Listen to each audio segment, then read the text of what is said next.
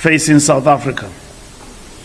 The ANC is not yet in a position to give details in relation to these discussions. We've started yet in a position to give details in relation to these discussions. We've started with exploratory discussions, and that led to firming up positions by political parties and us as well, firming up our position, which you know by now is government of national unity with different political parties. Agreements will be made public in the interest of transparency and accountability to the electorate. The ANC is humbled by the fact that the spirit of the engagement with all South Africa's political parties have been characterized by the common commitment to put the interest of the people first and to ensure that our country comes together to address the common challenges it faces. With regards to the selection process of premier candidates for the 6 provinces where the ANC has achieved an outright majority, as well as the 2 where we are a majority party, the interviews with the candidates have gone well. The national officials conducted interviews with ANC premier candidates on May 10, Wednesday to 12 June 2024.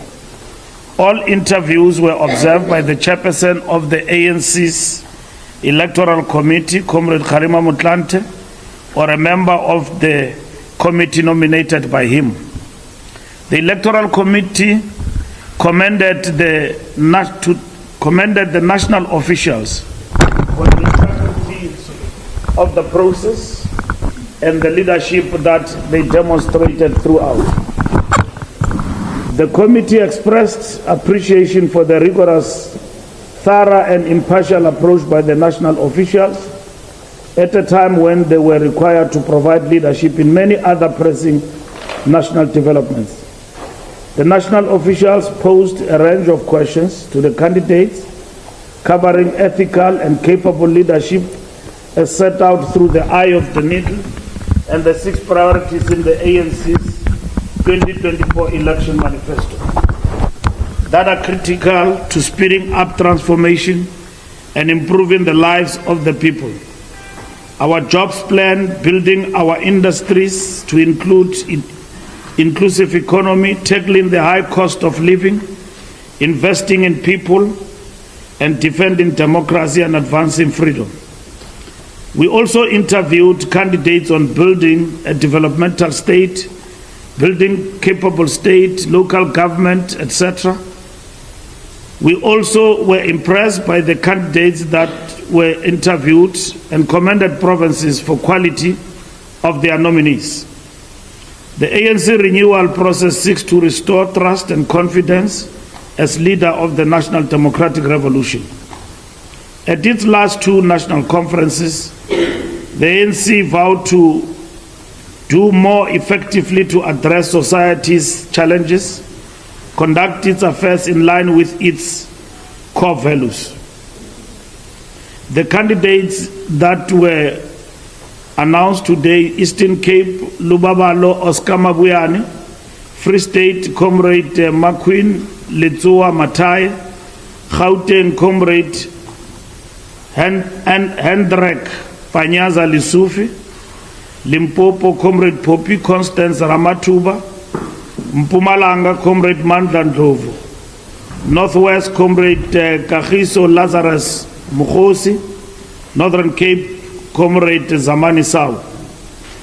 The ANC national officials believe that the above comrades are equal to the challenges of our struggle for a better life for all, that are difficult and diverse and require honest, capable and dedicated leaders. As we have done since the formation of our movement more than 112 years ago, the ANC will put the interest and the well-being of South Africans first. We have engaged, like we said, with a number of political parties, and we have reached a breakthrough on the common agreement that we need to work together. Whether others call this GNU or they call it any other thing for that matter, but we have agreed that as political parties we need to gravitate to the center, except a few who did not expressly support the GNU. And we are not going to retreat on the concept of the GNU because we believe that the government of national unity to us represent the outcome of the elections. We did not get outright majority. We are a 40% party.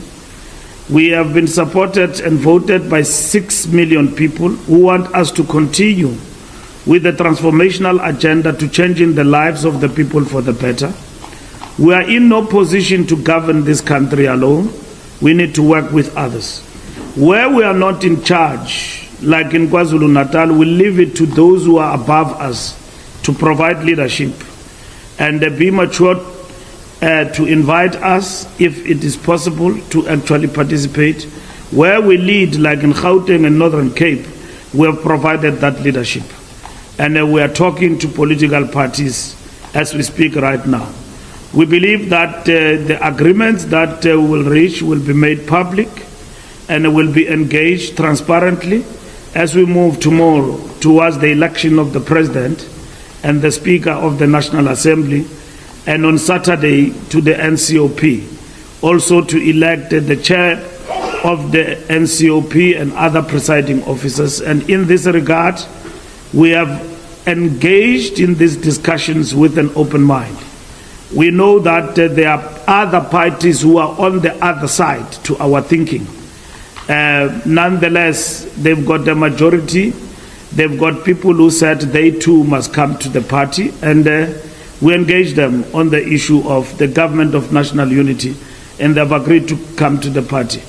We are not afraid of government of national unity. We will work within this government to represent the interest of 6 million and more South Africans who want to see change, who want to see development, and we will work within the legislatures to entrench the principle of accountability among our public representatives, to fight things like corruption, to ensure that we are held accountable, and where necessary, we are held accountable through the prescripts of the legislative framework and the arms of the state, like the legislature. In this particular instance, we believe that we have reached a major breakthrough, that the majority of political parties in our country agree that this moment requires working together, not to get into it like a melting pot, but with set principles for others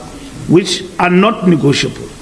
But nonetheless, there is an importance of working together to move the country forward. South Africa is important to all of us, and South Africans want services, want development, want a functioning government, and we have suffered a setback in this election, a setback that did not mean that we are out. We're still a party, but not with outright majority. So, which means that walking and strutting like peacocks and arrogance cannot work in this instance. The most important political approach which is matured for our democracy is the fact that the people have spoken.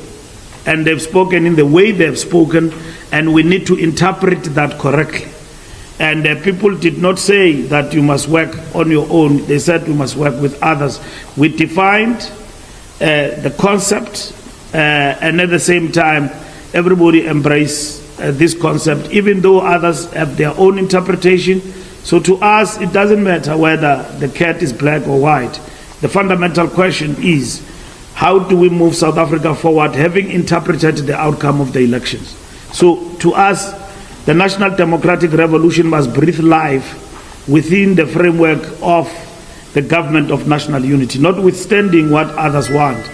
We understand the anxiety, and we have been victims in the past couple of days of fake news that we have noted, that we keep dealing with in the context of these negotiations, that there is a foregone conclusion that the ANC have got an agreement with certain particular parties and all of that, and which is not the truth. And I've explained at the Rock that we've got no outcome that said to us we will get to this stage where we've got to talk with others. We work flat out not to reach a stage where we have to get ourselves below 50%. Now that we are here, we must talk to everyone, and that is what is important. And with the majority, albeit reduced, of the ANC, we have used that to engage